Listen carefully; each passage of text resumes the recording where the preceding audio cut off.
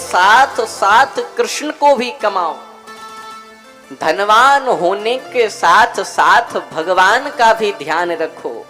भोग में लगे हो तो योग में भी लगो। काम का ध्यान रखते हो तो राम का भी ध्यान रखो। क्यों? क्योंकि सर्दियों में घाम की, हॉस्पिटल में दाम की और बुढ़ापे में राम की बहुत जरूरत पड़ती है।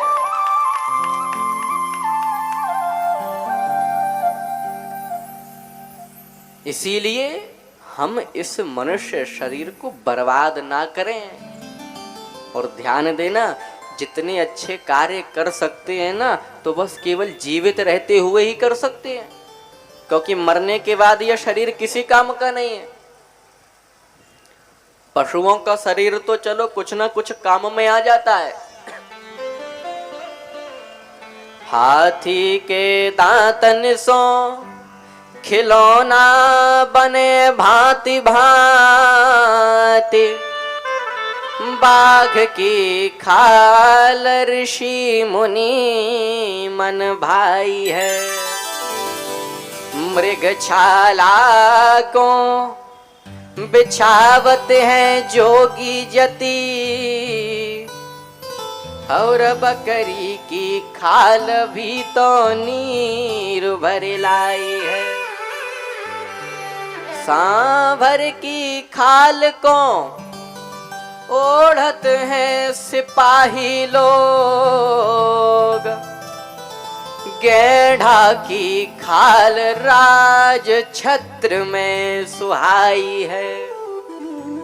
कहते हैं ऋषि मुनि भजले हो सीताराम,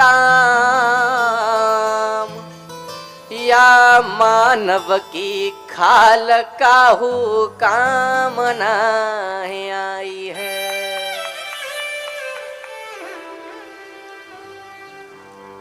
इस मनुष्य का शरीर जीवित रहते हुए ही काम का है, मरने के बाद नहीं है। इसीलिए हम जीवित रहें जब तक, तब तक अच्छे कर्म करते रहें, भगवान का नाम जपते रहें, परोपकार करते रहें। कोई प्यासा व्यक्ति घर पर आया है उसे पानी पिलाएं, कोई भूखा व्यक्ति है उसका पेट भरें।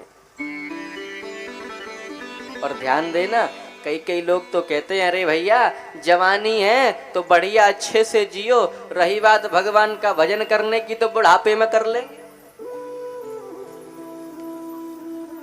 अब ये कहा जाता है ना कि भैया अंत समय में, यानी मरते समय यदि भगवान का नाम ले लो तो कल्याण हो जाता है।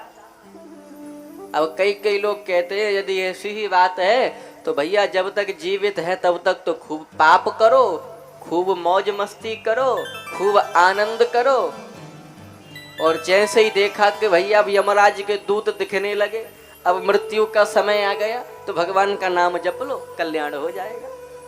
लेकिन ध्यान देना, अंत समय में भगवान का नाम भी तभी निकलेगा जब हमने बाल्यावस्था से ही भगवान का नाम अपनी जिह्वा से जपना प्रारंभ किया होगा।